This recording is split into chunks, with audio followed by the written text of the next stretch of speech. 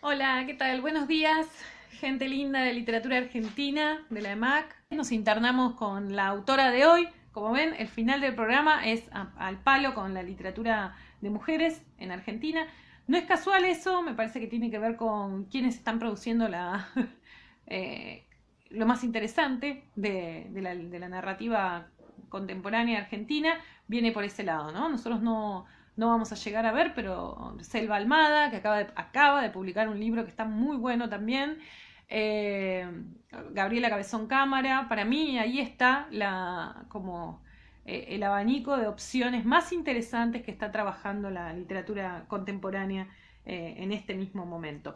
Hoy vamos a trabajar con una para mí de sus miembros más pulidos, más perfectos, si se quiere, que es Samantha Schweblin. Samantha nació en 1978, tiene nada más que un año más que yo, lo cual un poco me indigna que sea tan perfecta, teniendo prácticamente mi misma edad. Eh, Estudió en realidad diseño de imagen y sonido en la UBA, su formación viene del palo del cine, del palo también del guión, por eso no extraña que eh, tenga ya, pese a que es muy joven, porque es muy joven, porque si ella es muy joven, yo también soy muy joven, muy joven. Pese a que es muy joven, tiene ya dos textos que han sufrido distintas adaptaciones, ¿no? Un largometraje que es sobre el cuento La valija de Benavides y un cortometraje que estuve buscando pero no lo encontré en YouTube para posteárselos, que es justamente Matar a un perro. Cuento que tenían para leer para el día de hoy. Ay, estoy moviendo demasiado la cámara, les pido perdón. Decía entonces, egresó de la carrera de diseño de imagen y sonido, empezó ahí muy rápidamente, mientras hacía la carrera hizo talleres y demás, y en realidad publicó su primer libro bastante temprano. El primer libro que publicó es El núcleo del disturbio se llama,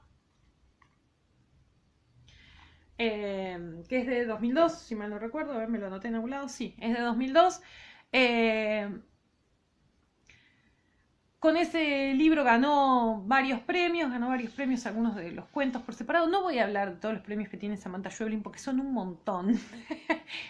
Son un montón, realmente. Probablemente, además de que de las escritoras del momento es la más premiada, es también yo creo que uno de los escritores más premiados del programa. Yo creo que debe tener que ver también con por supuesto sacando, ¿no? Borges y esa gente que pero también debe tener que ver con que ahora hay más premios en danza, ¿no? Más premios dando vueltas. Bueno, en 2012 entonces editó este libro, El núcleo del disturbio. De acá es Matar a un perro, el cuento que tenían para leer. Traté de hacer como bastante extendido dentro de la carrera de Schweblin, que es, por supuesto, no tiene demasiados años todavía.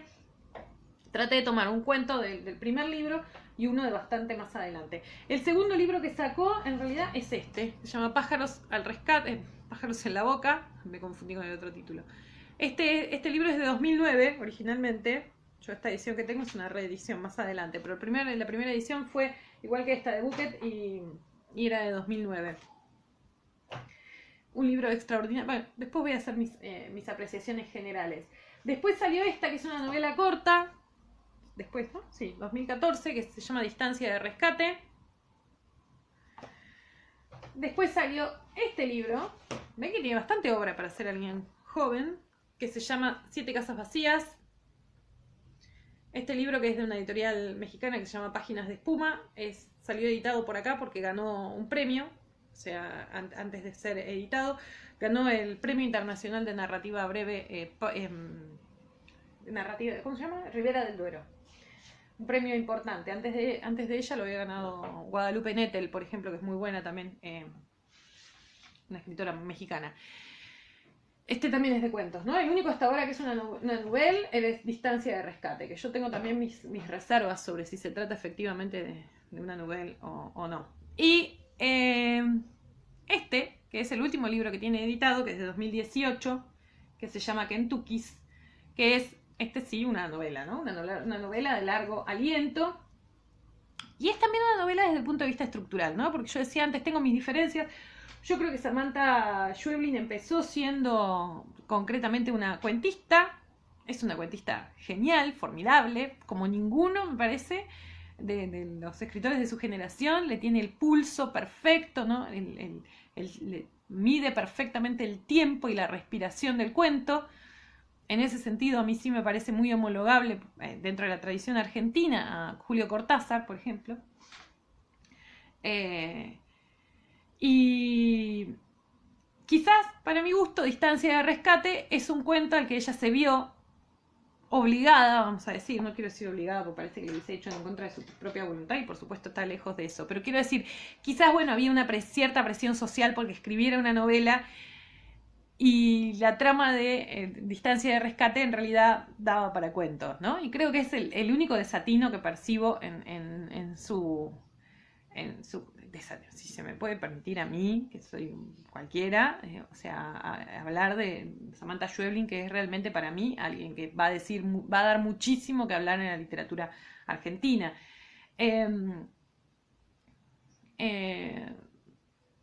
Después con Kentucky, sí, Kentucky se trata de una novela, pero es una novela mucho más abierta, mucho más polifónica desde el punto de vista de su constitución, de su estructura, sumamente recomendable.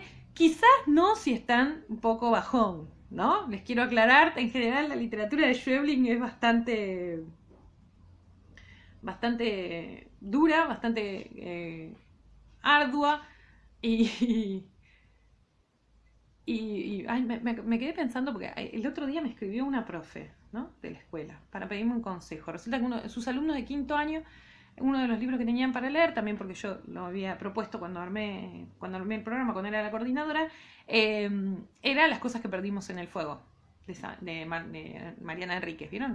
Los dos cuentos que ustedes leyeron venían de ahí. Y parece que cuando lo terminaron de leer, los pibes quedaron recontra mal, re perturbados, les hizo un montón de daño. Dijeron, no queremos leer más cosas así.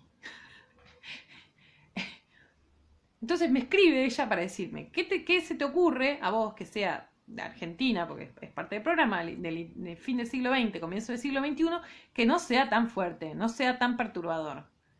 Bueno, sigo pensando. No encontré nada. No encontré nada. O sea, no sé si soy yo, es mi gusto personal como lectora, pero todos los libros que iba buscando decía, no, bueno, pero en ese momento, en esa hay una muerte espantosa.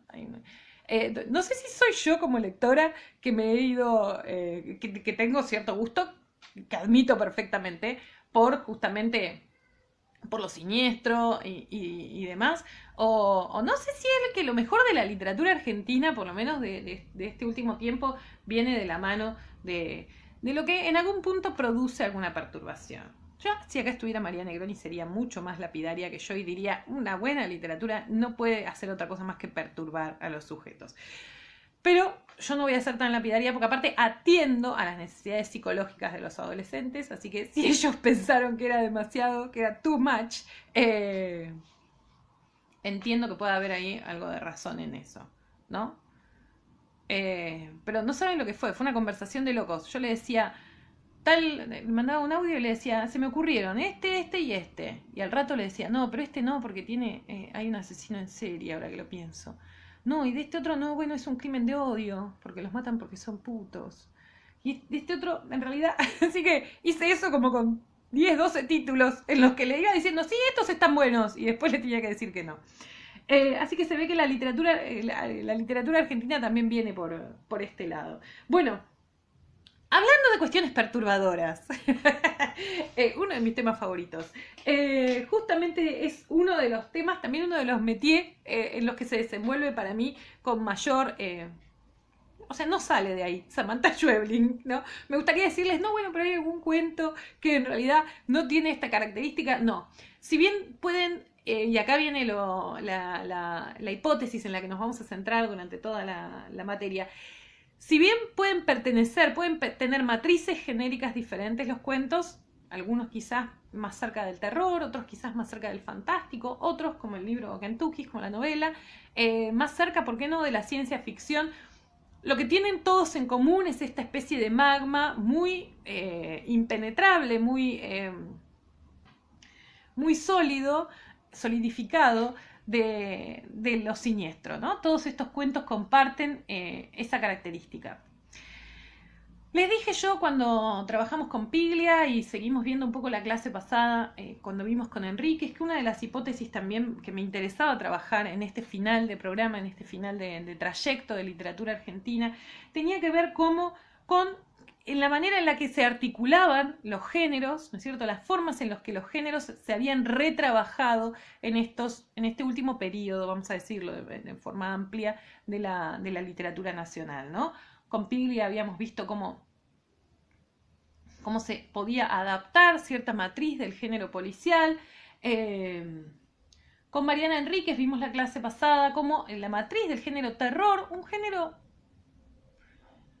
A ver, iba a decir algo, pero me parece que estoy equivocada. Iba a decir un género que a lo mejor no tiene tanto, no ha tenido tanta expansión hace tiempo atrás en la literatura vernácula. Tendría que revisar esto que digo, así que tómenlo con pinzas. Y quería culminar un poco con esta mirada sobre Schweblin, que trabaja, decíamos, de un modo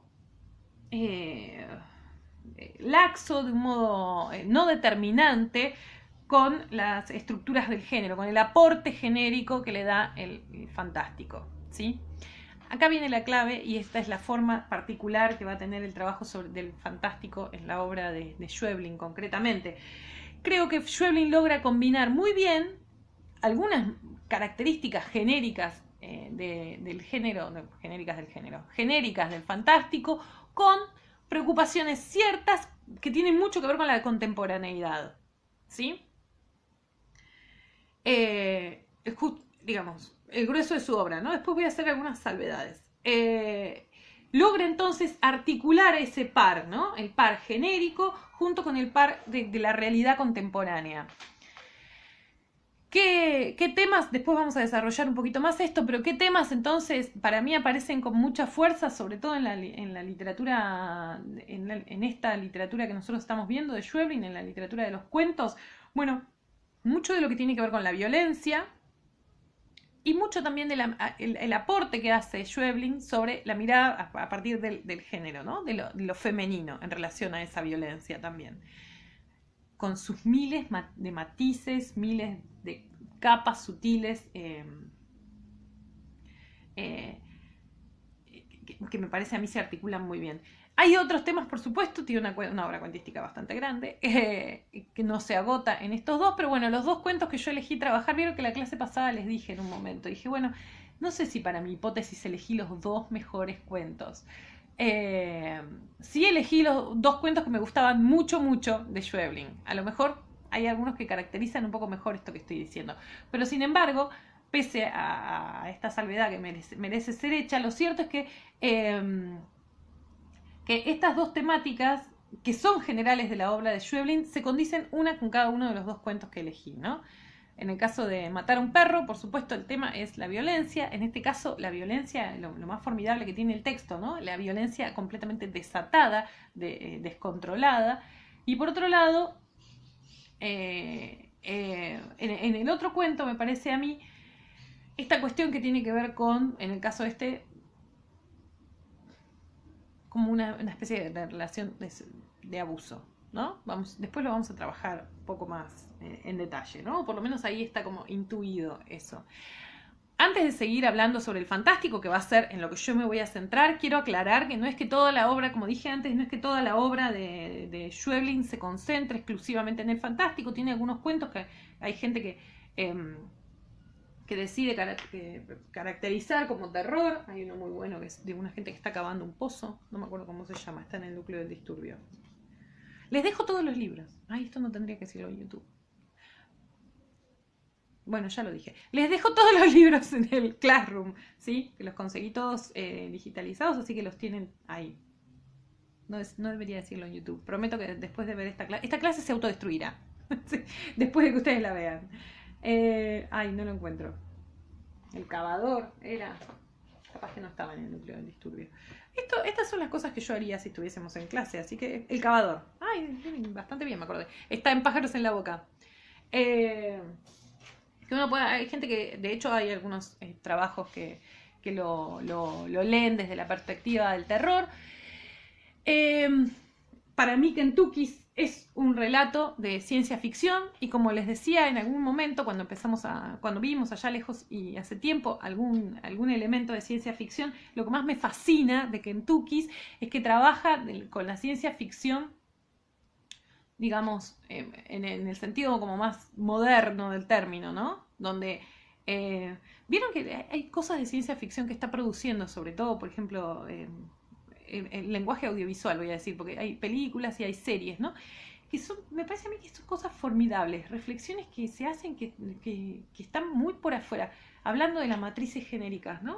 Pienso en los capítulos de Black Mirror, ¿no? Serie extraordinaria. Pienso en la película esta de Spike Jonze, que se llama, ¿cómo se llama? Hair, ¿no? ¿Se acuerdan que es la que el tipo se enamora del sistema operativo que tiene, el sistema operativo que gobierna toda su casa? Y él se enamora de ella y tienen como una especie de relación.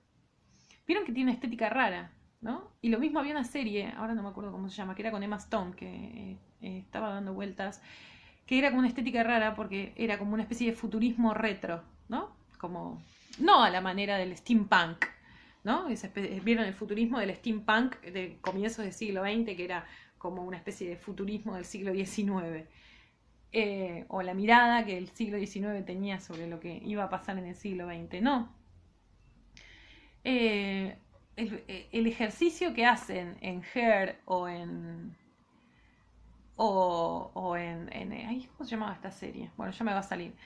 Es que combinan elementos estéticos de otras décadas, en general de la década del 80, por ejemplo, ¿no? Las computadoras, o comienzos de la década del 90, las computadoras esas grandes, los monitores gigantes y demás. En Her el tipo se viste con el pantalón hasta acá arriba, usa un bigote así muy retro, con un montón de cosas y sobre todo dispositivos, como una vida atravesada por los dispositivos electrónicos propios de nuestra era o un poco más también, ¿no? Es esta especie como de desfasaje. Pasa un montón en los capítulos de Black Mirror, donde es un presente que tiene un elemento nada más que es distinto de nuestro elemento contemporáneo, ¿no? Pienso en Free Fall, de uno de los capítulos de Black Mirror, que es exactamente nuestra realidad, solo que todos se manejan a sí mismos por una especie de app que valora a las personas. Entonces vos tenés, como vieron como el Google que valora los negocios, bueno, vos tenés 5 estrellas, entonces todo el mundo te trata re bien, porque en el celu te dice, tienes 5 estrellas. Con cada persona que te cruzas, te va valorando. Y cómo cambia tu estatus de vida, las cosas a las que podés acceder, a qué cosas podés alquilar, por ejemplo, ¿no? ¿Qué trabajos podés aspirar de acuerdo a la cantidad de estrellas con las que te va numerando la gente? El capítulo es tremendo. Otra cosa más para no ver si uno está deprimido. Black Mirror en general y ese en particular. Black Mirror también presenta entonces ese tipo de... Bueno, la ciencia ficción como moderna, y me parece que Kentucky va exacto en esa línea. También lo tienen para leer. La ciencia ficción moderna lo que plantea es eso, ¿no? Como dejar de pensar en esas sociedades futuras, hipotéticas, un poco a la manera de 1984, por ejemplo, y pensar, en definitiva, lo que decían los redondos, ¿no? Que el futuro ya llegó hace rato, ¿no? Y es un poco lo que vienen a plantear, me parece, ¿no? Es la sociedad, la contemporánea, con esto, con algo que está un poco más subido el volumen, ¿no? Un poco más, apenas. Y eso es el elemento perturbador, disruptivo, muchas veces el elemento distópico, ¿no? Que se plantea. Bueno, quise hacer esta salvedad para que no pensaran que, o sea, si bien este es el recorte que yo hago, el recorte propio del fantástico, no quiero que lean todo, no quiero que piensen que Schweblin trabaja exclusivamente desde esa perspectiva. De hecho, cuando le preguntan a ella dice, no estoy muy segura de ser una escritora de literatura fantástica, ¿sí? Vamos a ver incluso que hay gente que dice, bueno, más que una escritora de literatura fantástica, parece más bien como una lectora de literatura fantástica, ¿no? Y ahí me parece que hay una clave también de la asociación. Hay una tesis, no se la subí porque me parecía que era un poco ardua, tiene como 80 páginas, pero que lee justamente Pájaros en la boca en clave fantástica. Es una tesis de una mujer que se llama Libelara, perdón, ahí está, no me acordaba. Digo, no me sonaba Liberala. Libelara, que ella sostiene en definitiva que Schweblin es más bien que participa del género fantástico, su obra no pertenece al género fantástico, participa del género fantástico, lo cual me parece que es también una linda distinción, ¿no? Acá la hipótesis entonces en la que encaramos nosotros en nuestra materia, la lectura de Schweblin decía que tiene que ver con trabajar la matriz genérica con la problemática contemporánea, ¿no?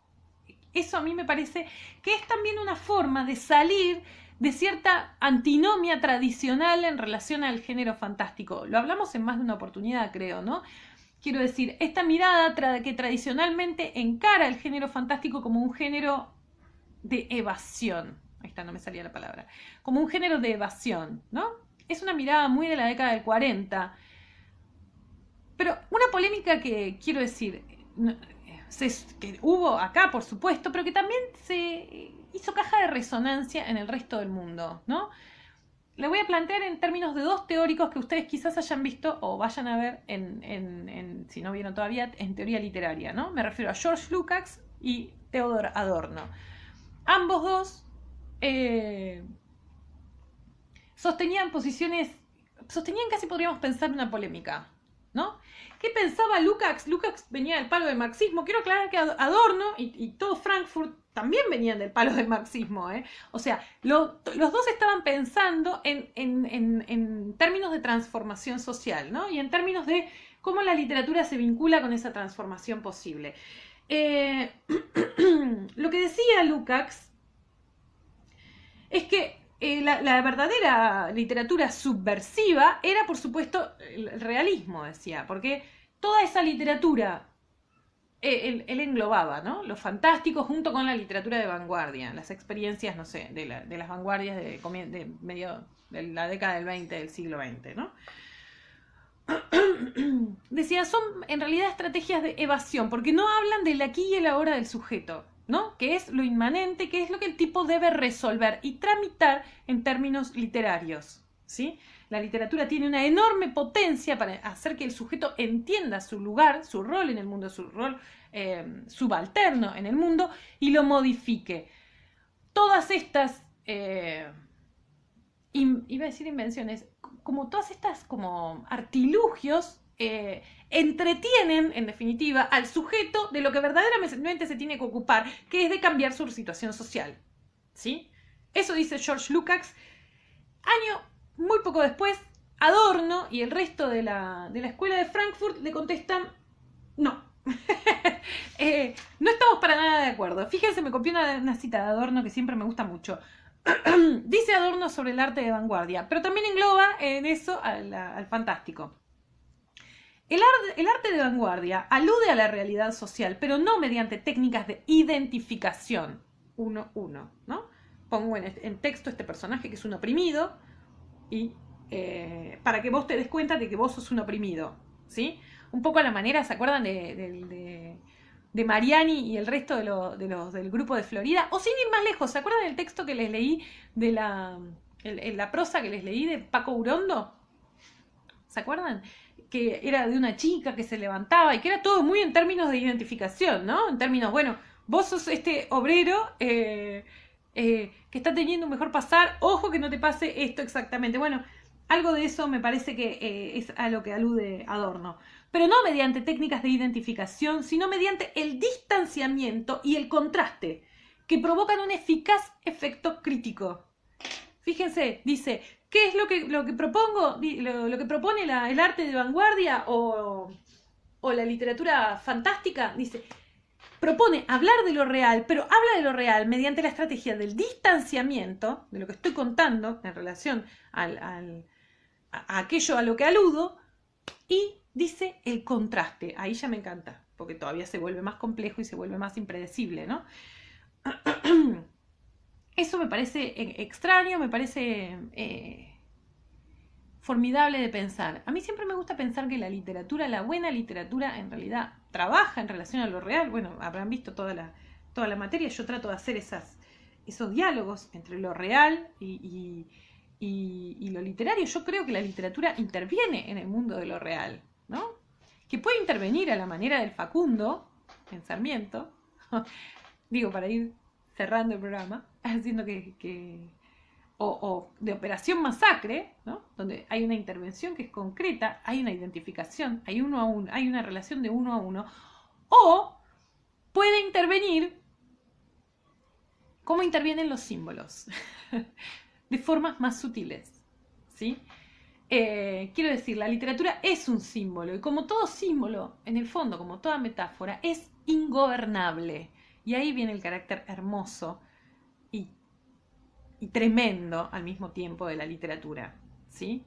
Quiero decir, en tanto yo cuando escribo establezco un símbolo del mundo, no soy dueña de su significación. No soy dueña, ¿sí? A Walsh le hubiese encantado sentir que era dueño total, pero lo cierto es que él tampoco era dueño, ¿sí? En algunos casos esa cualidad es más perceptible que en otros, me parece, ¿no? En algunos casos es más obvio que en otros. Yo creo que la dimensión subversiva del género fantástico, y esto lo hemos visto también en literatura latinoamericana, que es uno de los géneros que más visitamos, porque es también uno de los géneros predilectos de la región, decía, para mí la literatura fantástica también tiene una dimensión profundamente subversiva, que está en la puesta en cuestión, en definitiva, de qué es lo real. Lo que hace es a nosotros ponernos a analizar nuestro conocimiento cabal del mundo. Cuando yo pongo en cuestión el conocimiento cabal del mundo, pongo en cuestión también la organización, lo dado sobre el mundo. No hay nada más subversivo que eso. Porque si el orden en el que vivimos nosotros es solo un orden posible, ¿por qué no transformarlo? ¿Sí? Por eso, el símbolo es siempre poderoso, el símbolo es siempre indomeñable, ¿sí? No olvidemos el poder del símbolo. No descarto con eso, o sea, saben que amo a Sarmiento, ¿no? Ahora lo digo sin pudores. Y amo a Walsh. Amo la literatura de identificación, ¿sí? Pero también amo poderosamente el símbolo. Les voy a leer una cita de David Roa al respecto que me parecía que venía al cuento. Esperen que la computadora se me había ido a dormir porque evidentemente, miren, ya llevo hablada media hora. Ahí está. Ah, no lo escuchan, ¿no? El tipo que me pasa, compro colchones. Dice David Roa, lo fantástico revela la complejidad de lo real y nuestra incapacidad para comprenderlo y explicarlo. Y esto lo hace mediante la transgresión de la idea convencional y arbitraria de que el lector tiene de la realidad, lo que implica una continua reflexión acerca de las concepciones que desarrollamos para explicar y representar el mundo y el yo. Más subversivo que eso no hay. No es solo cuestionar la relación con el mundo, sino también cuestionar la relación con el yo, ¿no es cierto? Con el uno mismo. Dice más adelante, no se niega la realidad, sino que se evidencia que nuestra percepción de esta se hace a través de representaciones verbales, lo que implica asumir la artificialidad de nuestra idea de la realidad y por extensión de nosotros mismos. Cuestionamos nuestro conocimiento. Esto me parece formidable. Lo que no es que niega la realidad, lo que pone en evidencia es que la realidad es una construcción de las palabras, ¿sí? Es una construcción simbólica. ¿Sí? Y que como construcción simbólica es artificial, ¿sí? Depende de la voluntad. ¿Se entiende lo tremendo que es esto en relación, siempre lo hablamos, ¿no? En relación a la trompada que significó la Segunda Guerra Mundial. Antes de la Segunda Guerra Mundial, esta forma de entender lo real no es tan fácil de encontrar, no está tan generalizada, ¿sí? Solo me parece puede alcanzar semejante caja de resonancia en un contexto en el que todo el resto de las certezas sobre las que montábamos nuestra vida se han roto y se han fracturado, ¿sí? Hoy estoy diciendo mucho sí. Debo estar un poco insegura, quizás. Miren qué momento, más schwebliano, si se quiere, el momento en el que el celular empiece a contestarme, ¿no? Sería interesante. El celular, no alguien atrás del celular, el artefacto en sí mismo empiece a darme sus opiniones sobre todas las clases que viene escuchando, porque hay que decir que el tipo viene escuchando de primer año, de primer año de la escuela secundaria, de tercer año, de cuarto año, de una materia que doy que es teoría del conocimiento, o sea, epistemología, viene escuchando zarpado, ¿eh? Ojo, ojo con el celular que en este momento sabe demasiado, me parece. Habrá que matarlo. Una vez que esto termine, se autodestruirá también. Bien, ¿se entiende entonces? A mí me parece que lo que viene un poco a zanjar Schweblin, y por qué no pensar la generación de Schweblin, ¿no? La generación esta que trabaja desde la matriz genérica, pero a su vez incorporando la interrogación sobre lo cotidiano, sobre lo que nos rodea, sobre lo contextual, eh, es la superación de la antinomia, la superación de Lukács versus Adorno, ¿sí? Las dos cosas son posibles, dice acá Schweblin, que me parece que es en ese sentido muy, muy genia. Dice Libelara un poco más adelante, Schweblin presenta rasgos hipertextuales que demuestran una voluntad de dialogar con autores muy claves del género, como también... Ay, no puse tilde. Ahí está. Disculpen, pero hay obsesiones que son insoslayables. Como también de su formación literaria. Kafka, Cortázar, Borges y Bioy. Y acá viene, me parece interesante pensar otra cosa que venimos trabajando. En primer lugar, fíjense que la propia Schweblin, cuando le pregunta quiénes son sus influencias, en general no va a decir ninguno de estos. A la primera influencia que va a nombrar es a Raymond Carver, ¿no? El padre del realismo sucio, nada más y nada menos, y ella trabaja desde la matriz genérica del fantástico. Ahí ya se plantea cómo funcionan las influencias en general, ¿no? Y es verdad que hay un montón de Carver en Samantha Schweblin, en la técnica sobre todo, ¿no? Quizás no en lo genérico, quizás no en lo temático, pero en la técnica hay un montón de Carver. Por un lado quería señalar eso. ¿Cuántas veces, digamos, no necesariamente, cómo trabaja la influencia en uno, las influencias estéticas en uno? Por otro lado, quería también marcar algo que nosotros sobre lo que venimos pensando, si se quiere, y es esta especie como de enorme influencia, el enorme influjo que opera la tradición literaria en la obra concreta. ¿Sí? Yo quiero que ustedes terminen esta materia pensando que la literatura argentina es como una especie de gran, iba a decir eslabonamiento, pero no es esa la idea que en realidad quiero dar, como una gran bola de nieve, ¿sí?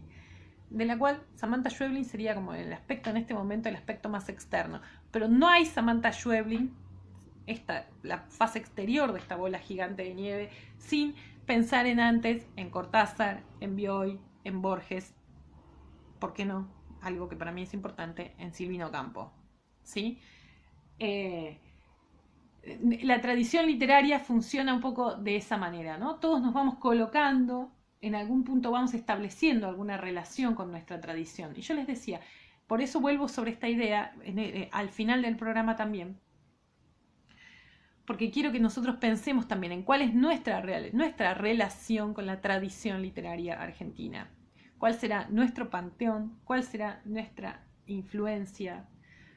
¿Cuáles serán las explícitas? ¿Cuáles serán las implícitas también? Pero quiero decir, ¿qué tipo de relación voy a establecer con ese canon? ¿Sí? Porque nadie está exento todos tenemos una relación con la tradición.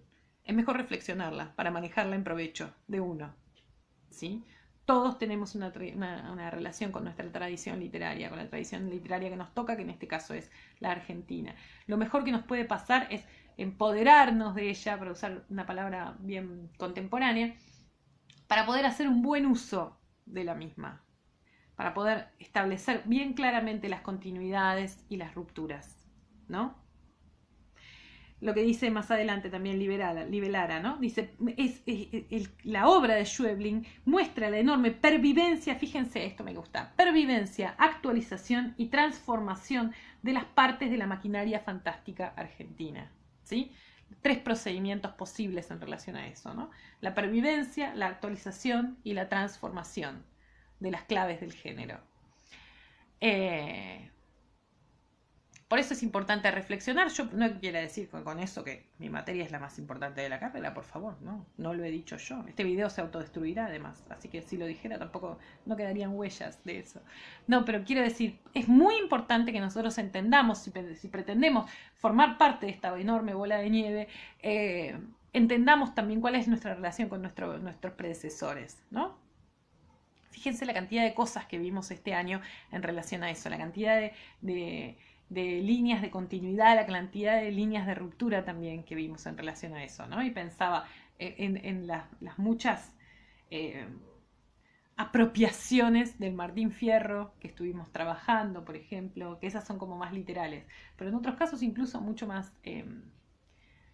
menos evidentes, ¿no? También, pero siempre hay una relación con la literatura, siempre hay algo que uno rescata como una familia, ¿no? Como una especie de genealogía, literalmente, de una especie de árbol genealógico, ¿no? Eh, que muchas veces es estilístico, pero también muchas veces es genérico, como en el caso de Schweblin. Esto es lo que Schaffer denomina la modulación genérica, ¿no? La forma en la que cada sujeto trabaja con su propia, la tradición del género en el que está escribiendo, ¿no?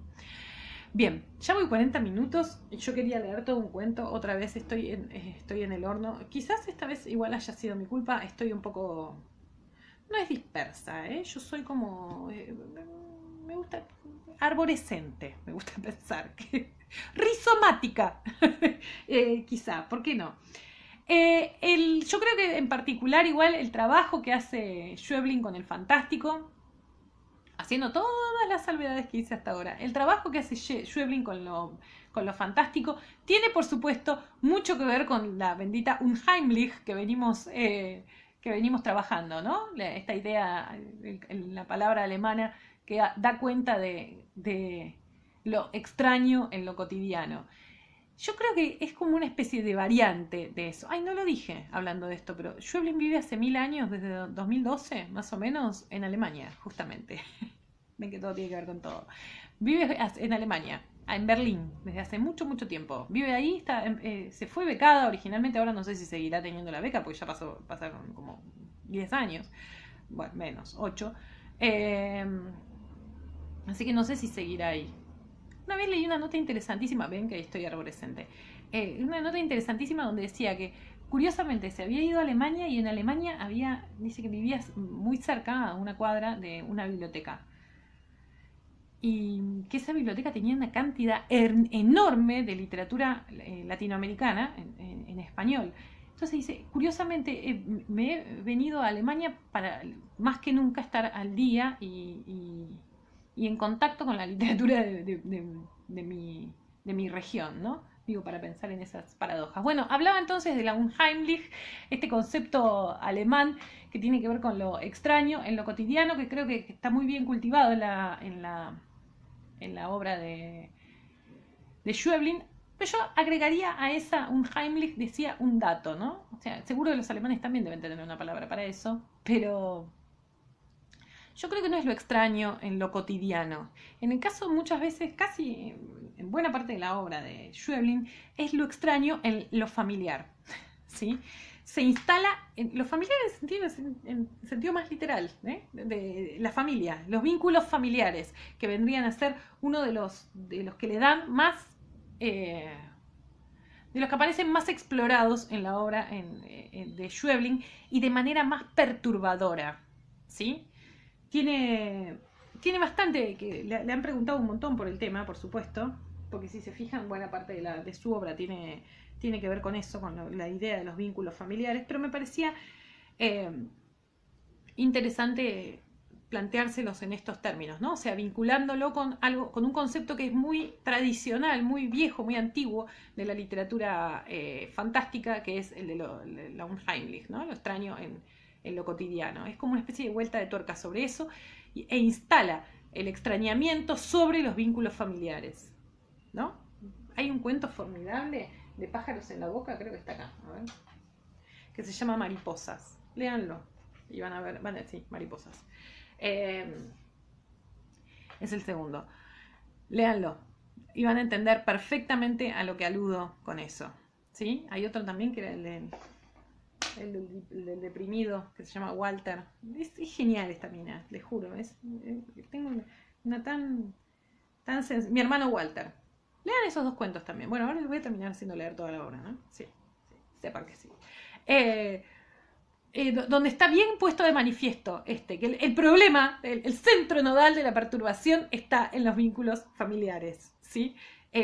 No hay nada más perturbador que el amor de un padre por una hija o una madre por una hija como en distancia de rescate, o de toda una familia por el hermano deprimido, que es el hermano Walter del cuento al que acabo de hacer mención.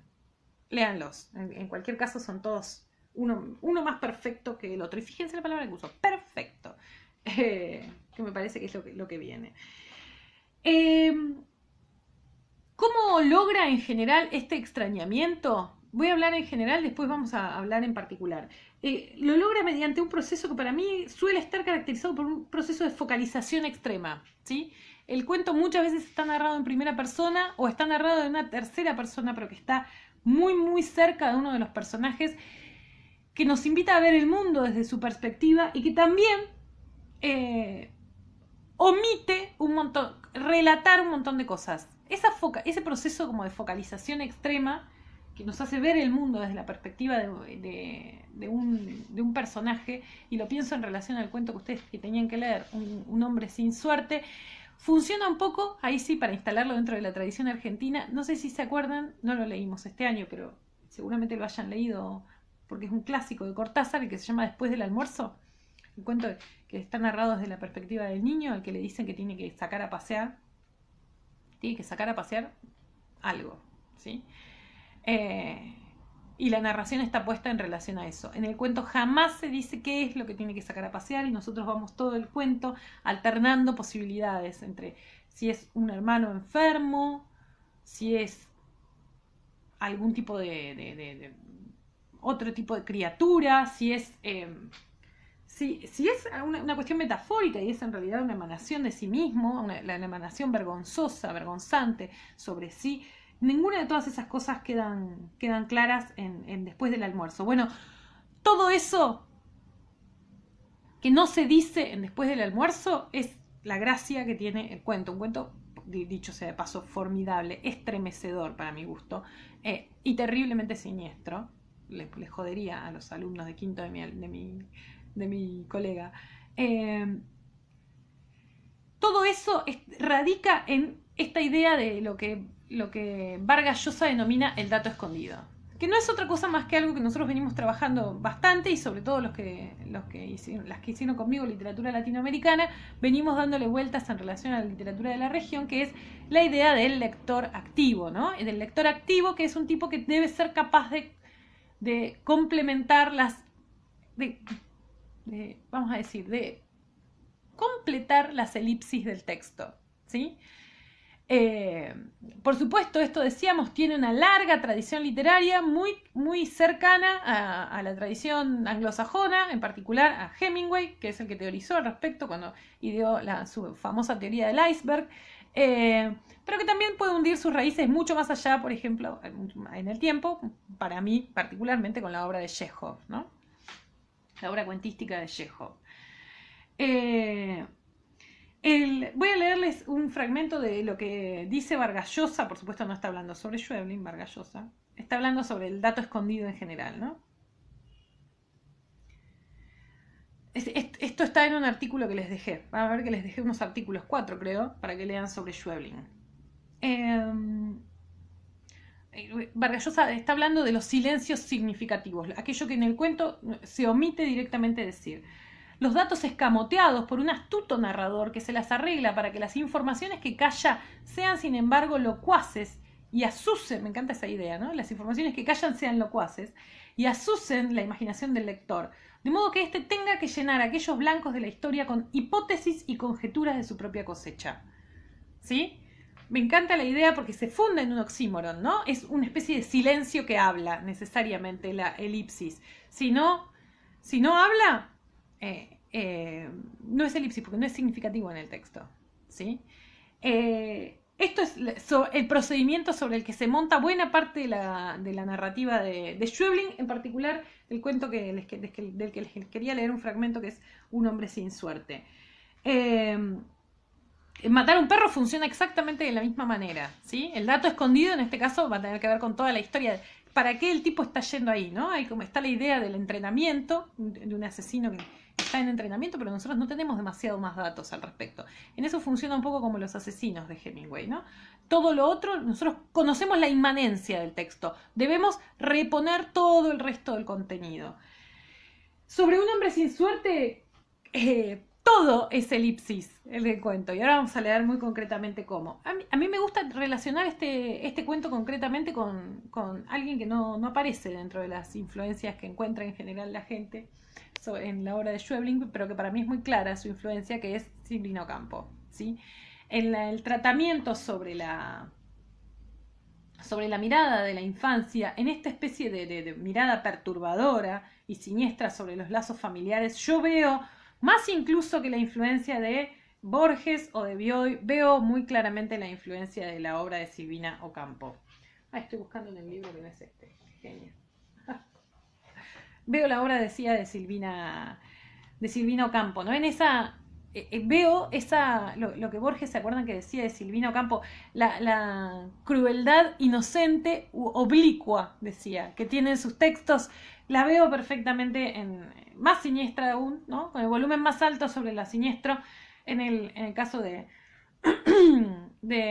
Schweblin, y en este cuento muy en particular, además por esa mirada que vincula muy claramente la niñez con la perversión y que no pone a la niña en un rol exclusivamente pasivo en relación a eso, ¿sí? Ahora lo vamos a ver. El cuento Un hombre sin suerte, que les di a leer, ganó el Premio Internacional de Cuento de Juan Rulfo 2012, ¿no? Un premio también muy, muy importante, y por eso lo incluyeron en el Siete Casas Vacías. Originalmente no formaba parte del libro, porque aparte todo el libro trabaja sobre la idea de la casa, y este cuento no.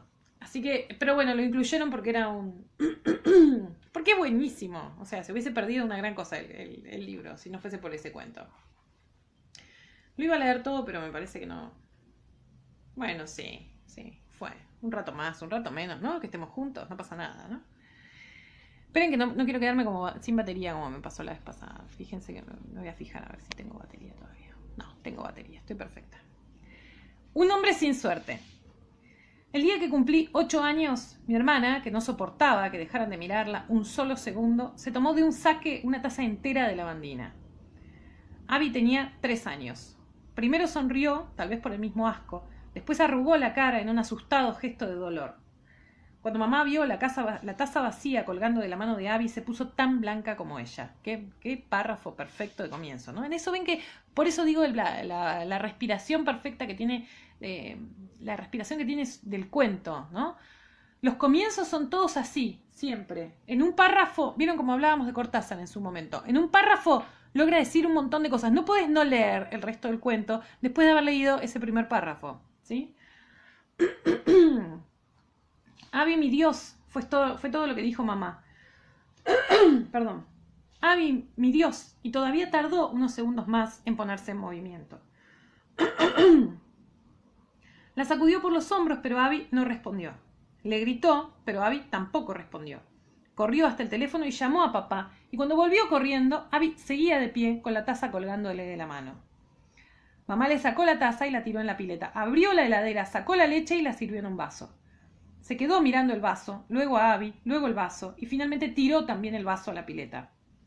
Papá, que trabajaba muy cerca de casa, llegó enseguida y todavía le dio tiempo a mamá a hacer todo el show de vaso de leche una vez más antes de que él empezara a tocar la bocina y a gritar. Mamá pasó como un rayo cargando a Abby contra su pecho. La puerta de entrada, la reja, las puertas del coche quedaron abiertas. Sonaron más bocinas y mamá, que ya estaba sentada en el coche, empezó a llorar. Papá tuvo que gritarme 2 veces para que yo entendiera que era a mí a quien le tocaba cerrar. Hicimos las 10 primeras cuadras en menos tiempo de lo que me llevó cerrar la puerta del coche y ponerme el cinturón. Pero cuando llegamos a la avenida, el tráfico estaba prácticamente parado. Papá tocaba bocina y gritaba: «¡Voy al hospital! ¡Voy al hospital!». Los coches que nos rodeaban maniobraban un rato, milagrosamente conseguían dejarnos pasar, y un par de coches más adelante todo empezaba de nuevo. Papá frenó detrás de otro coche, dejó de tocar bocina y se golpeó la cabeza contra el volante. Nunca lo había visto hacer una cosa así. Hubo un momento de silencio y entonces se incorporó y me miró por el espejo retrovisor. Se dio vuelta y me dijo: «Sácate la bombacha». Observen el grado enorme de focalización, ¿no? Todo lo vemos a través de los ojos del personaje. Tenía puesto mi jumper del colegio. Todas mis bombachas eran blancas, aunque eso era algo de lo que yo no estaba, en lo que yo no estaba pensando, y no podía entender el pedido de papá. Apoyé las manos sobre el asiento para sostenerme mejor, miré a mamá y ella gritó: «¡Sacate la puta bombacha!». Y yo me la saqué. Papá me la quitó de las manos. Bajó la ventanilla, volvió a tocar la bocina y sacó afuera mi bombacha. La levantó bien alto mientras gritaba y seguía tocando, y toda la avenida se dio vuelta para mirarla. La bombacha era chica, pero también era muy blanca.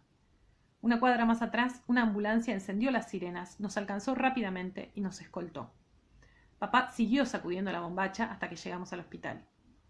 Dejaron el coche junto a las ambulancias y se bajaron de inmediato. Sin esperarnos, mamá corrió con Abby y entró en el hospital.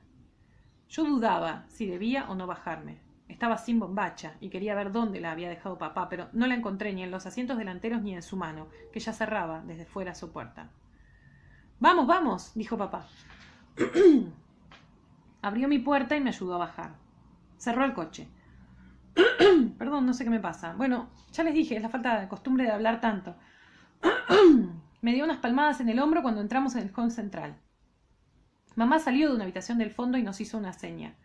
Me alivió ver que volvía a hablar. Daba explicaciones a las enfermeras. «Quédate acá», dijo papá, y me señaló unas sillas naranjas al otro lado del pasillo. Me senté. Papá entró en el consultorio con mamá y yo esperé un buen rato. No sé cuánto, pero fue un buen rato. Junté las rodillas bien pegadas y pensé en todo lo que había pasado en tan pocos minutos y en la posibilidad de que alguno de los chicos del colegio hubiera visto el espectáculo de mi bombacha. Cuando me puse derecha, el jumper se estiró y mi cola tocó parte del plástico de la silla. A veces la enfermera entraba o salía del consultorio y se escuchaba a mis padres discutir. Una vez que me estiré un poquito, llegué a ver a Abby moverse inquieta en una de las camillas y supe que al menos ese día no iba a morirse. Y todavía esperé un rato más. Entonces un hombre vino y se sentó al lado mío. No sé de dónde salió, no lo había visto antes. «¿Qué tal?», preguntó. Pensé en decir «muy bien», que es lo que siempre contesta mamá si alguien le pregunta, aunque acabe de decir que la estamos volviendo loca. «Bien», dije. «¿Estás esperando a alguien?». Lo pensé. No estaba esperando a nadie, o al menos no es lo que quería estar haciendo en ese momento, así que lo negué y él dijo: «¿Y por qué estás sentada en la sala de espera?». Entendí que era una gran contradicción. Él abrió un pequeño bolso que tenía sobre las rodillas, revolvió un poco, sin apuro. Después sacó de una billetera un papelito rosado. Fíjense cómo está planteado el tipo. Casi como si al tipo nunca le apareciera en el fondo la cabeza. ¿Vieron como los dibujitos animados? Tom y Jerry, ¿vieron que la dueña de Tom le aparecían solamente los pies, ¿no? Eso era un extremo proceso de focalización, dicho sea de paso. La vida estaba vista desde la perspectiva del gato y el ratón. ¿Eran Tom y Jerry? Sí, creo que sí. Bueno, algo así pasa con esto. El tipo parece casi, o sea, es un hombre sin suerte, pero también sin cabeza, medio en el texto. Quiero decir, sin cabeza es inidentificable, ¿sí? Sin cabeza en ese sentido, ¿no? No tiene una identificación, algo que o sea, el resto son papá, mamá, Abby, la narradora y este sujeto, inenarrable. Después sacó de una billetera un papelito rosado. Acá está, sabía que lo tenía en algún lado. El papelito tenía el número 92. «Vale por un helado, yo te invito», dijo. Le dije que no hay que aceptar cosas de extraños. «Pero es gratis, ¿me lo gané?». «No». Miré al frente y nos quedamos en silencio. «Como quieras», dijo él sin enojarse. Sacó del bolso una revista y se puso a llenar un crucigrama. La puerta del consultorio volvió a abrirse y escuché a papá decir: «No voy a acceder a semejante estupidez». Me acuerdo porque ese es el punto final de papá para casi cualquier discusión, pero el hombre no pareció escucharlo. «Es mi cumpleaños», dije. Es mi cumpleaños, repetí para mí misma. ¿Qué debería hacer? Él dejó el lápiz marcando un casillero y me miró con sorpresa. Asentí sin mirarlo, consciente de tener otra vez su atención. Pero, dijo, y cerró la revista, es que a veces me cuesta entender a las mujeres. Si es tu cumpleaños, ¿por qué estás en una sala de espera? Era un hombre observador. Me enderecé otra vez en mi asiento y vi que, aún así, apenas le llegaba a los hombros. Él sonrió y yo me acomodé el pelo. Y entonces dije, no tengo bombacha. No sé por qué lo dije. Es que era mi cumpleaños y yo estaba sin bombacha, y era algo en lo que no podía dejar de pensar. Él todavía estaba mirándome. Quizás se había asustado u ofendido, y entendí que, aunque no era mi intención, había algo grosero en lo que acababa de decir. Pero es tu cumpleaños, dijo él. Asentí. No es justo. Uno no puede andar sin bombacha el día de su cumpleaños. Ya sé, dije, y lo dije con mucha seguridad, porque acababa de descubrir la injusticia a la que todo el show de Abby me había llevado.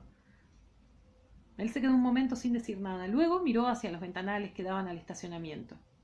Yo sé dónde conseguir una bombacha, dijo. ¿Dónde? Problema solucionado. Guardó sus cosas y se incorporó. Dudé en levantarme, justamente por no tener bombacha, pero también porque no sabía si él estaba diciendo la verdad. Miró hacia la mesa de entrada y saludó con una mano a una de las asistentes. Ya mismo volvemos, dijo y me señaló. Es su cumpleaños.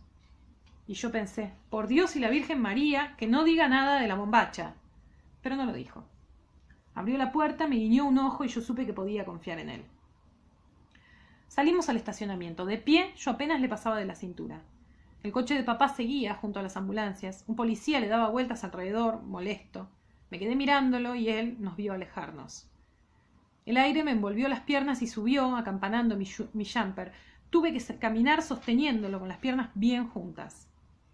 Él se volvió para ver si lo seguía y me vio luchando con mi uniforme. Mejor vamos pegados a la pared. Quiero saber a dónde vamos. No te pongas quisquillosa, darling. Cruzamos la avenida y entramos en un shopping. Era un shopping bastante feo, no creo que mamá lo conociera. Caminamos hasta el fondo, hacia una gran tienda de ropa una realmente gigante que tampoco creo que mamá conociera. Antes de entrar, él dijo, no te pierdas, y me dio la mano, que era fría y muy suave. Saludó a las cajeras con el mismo gesto que les había hecho a las asistentes a la salida del hospital, pero no vi que nadie le respondiera. Avanzamos entre los pasillos de ropa. Además de vestidos, pantalones y remeras, había ropa de trabajo, cascos, jardineros amarillos como los de los basureros, guardapolvos de señoras de limpieza, botas de plástico y hasta algunas herramientas. Me pregunté si él compraría su ropa ahí y si usaría algunas de esas cosas. Y entonces también me pregunté cómo se llamaría. Es acá, dijo. Estábamos rodeados de mesadas de ropa interior masculina y femenina. Si estiraba la mano podía tocar un gran contenedor de bombachas gigantes, más grandes que las que yo podría haber visto alguna vez, y a solo 3 pesos cada una. Con una de esas bombachas podían hacerse 3 para alguien de mi tamaño. Esas no, dijo él. Acá. Y me llevó un poco más allá, a una sección de bombachas más pequeñas. Mira todas las bombachas que hay.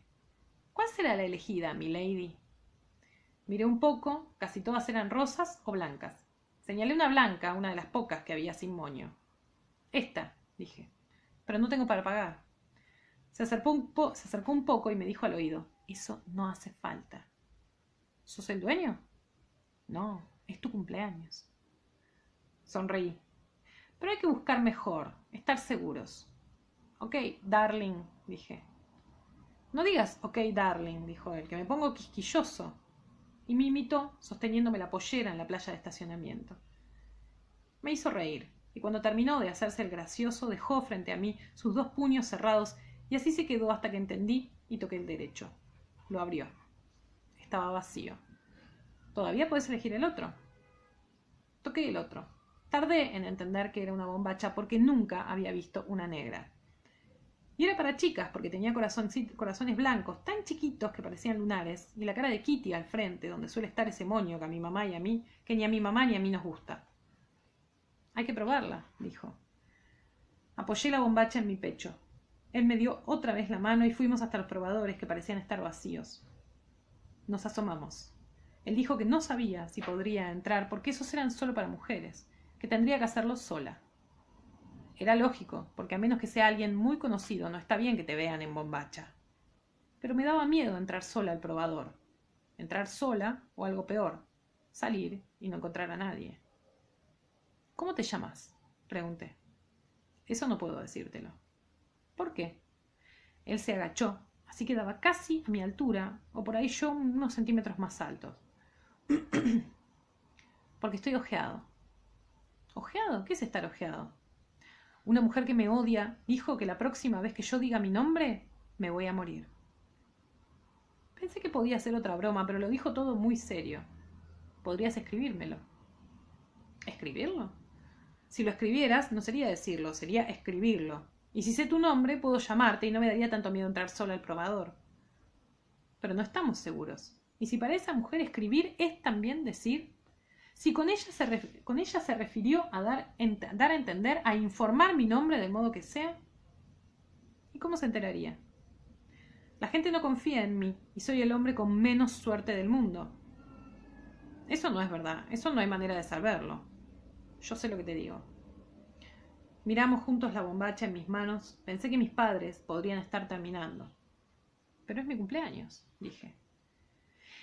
Y quizá lo hice a propósito, así lo sentí en ese momento, los ojos se me llenaron de lágrimas. Entonces él me abrazó. Fue un movimiento muy rápido, cruzó sus brazos sobre mi espalda y me apretó tan fuerte que la cara me quedó hundida en su pecho. Después me soltó, sacó su revista y su lápiz y escribió algo en el margen derecho de la tapa. Lo arrancó y lo dobló 3 veces antes de dármelo. No lo leas, dijo. Se incorporó y me empujó suavemente hacia los cambiadores. Dejé pasar 4 vestidores vacíos siguiendo el pasillo y antes de juntar valor y meterme en el quinto, guardé el papel en el bolsillo de mi jumper, me volví para verlo y nos sonreímos. Me probé la bombacha. Era perfecta. Me levanté el jumper para ver bien cómo me quedaba. Era tan, pero tan perfecta. Me quedaba increíblemente bien. Papá nunca me la pediría para revolearla detrás de las ambulancias, e incluso si llegara a hacerlo, no me daría tanta vergüenza que mis compañeros la vieran. Mirá qué bombacha tiene esta piba, pensarían. Qué bombacha tan perfecta.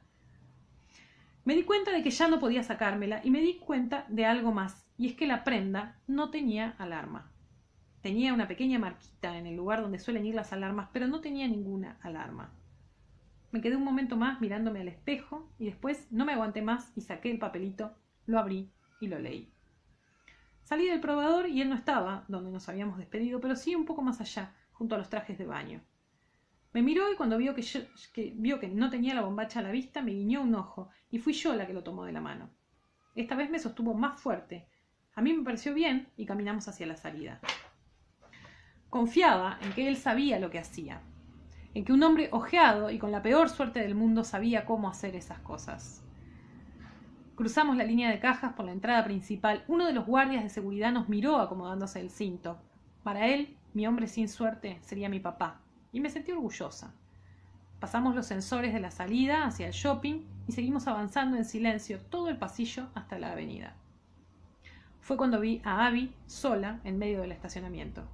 Y vi a mamá más cerca de este lado de la avenida mirando hacia las esquinas. Papá también venía hacia nosotros desde el estacionamiento. Seguía a paso rápido al policía que antes miraba su coche y en cambio ahora nos señalaba. Pasó todo muy rápido. Papá nos vio, gritó mi nombre y unos segundos después el policía y 2 más que no sé de dónde salieron ya estaban sobre nosotros. Él me soltó, pero dejé unos segundos mi mano suspendida hacia él. Lo rodearon y lo empujaron de mala manera. Le preguntaron qué estaba haciendo, le preguntaron su nombre, pero él no respondió. Mamá me abrazó y me revisó de arriba abajo. Tenía mi bombacha blanca enganchada en la mano derecha. Entonces, tanteándome, notó que llevaba otra bombacha. Me levantó el jumper en un solo movimiento. Fue algo tan brusco y grosero, delante de todos, que yo tuve que dar unos pasos hacia atrás para no caerme. Él me miró, yo lo miré. Cuando mi mamá vio la bombacha, gritó «¡Hijo de puta! ¡Hijo de puta!». Y papá se tiró sobre él y trató de pegarle. Los guardias intentaron separarlos. Yo busqué el papel en mi jumper, me lo puse en la boca y mientras me lo tragaba repetí en silencio su nombre varias veces para no olvidármelo nunca. Tremendo. Fíjense el efecto, ¿no? Hablamos un poco del comienzo. O sea, por supuesto la elipsis en el texto es total, ¿no? Y mucho tiene que ver, me parece a mí, con la construcción de la figura de este tipo, ¿no? De este tipo del que no sin nombre, pero también sin cara, ¿no? Como decíamos antes. Eh, el texto, fíjense qué diferente sería el texto si quedaran con los guardias e intentaron separarlos, ¿no? Pero sin embargo, el detalle silvina o campesco total, no existe la palabra, pero debería existir, silvino campesco total, es que ella se traga el papel y dice voy a recordar su nombre para siempre. No voy a arruinar el texto, el sentido del texto, tratando de explicar sentidos posibles de ese símbolo que, como decía antes, es absoluta y totalmente indominable. Voy a dejar más bien que trabaje en ustedes de la manera en la que deba trabajar. Bien, dicho esto, concluimos nuestra clase de hoy. No puedo más que recomendarles la lectura de toda la obra de Schweblin. Es toda buenísima. Sus cuentos son uno mejor que el otro, uno más estremecedor que el otro. Y la novela Kentucky's es de lo mejor que se ha producido, me parece a mí, en los últimos, bueno, hace 2 años nada más, en los últimos tiempos en la literatura argentina. Y me siento tentada a pensar la literatura regional también. Por supuesto, estoy acá para cualquier consulta que tengan. Nos estamos viendo y por favor, insisto, cualquier duda que tengan, lo mínimo que sea, o cualquier comentario que tengan sobre la clase, me escriben, ¿sí? Chao.